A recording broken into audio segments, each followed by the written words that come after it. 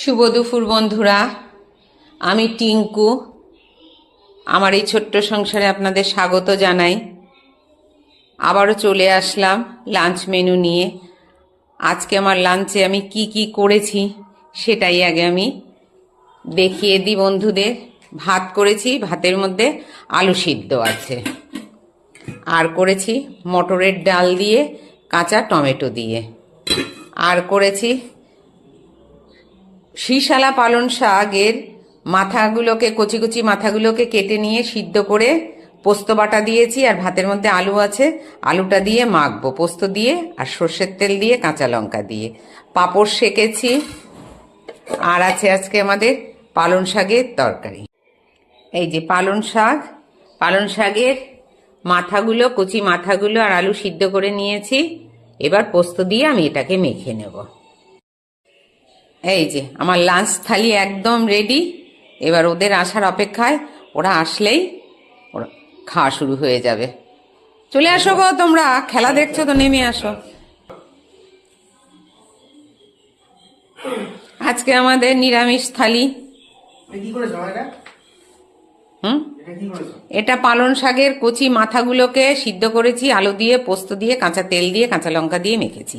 খেয়ে দেখো, খেয়ে কেমন বলবে, হয়েছে বলবে। খেয়েছো কিনা জানি না, কোনোদিন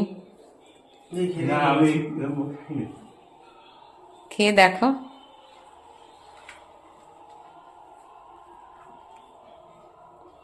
অনেকটা পোস্ত দিয়েছি,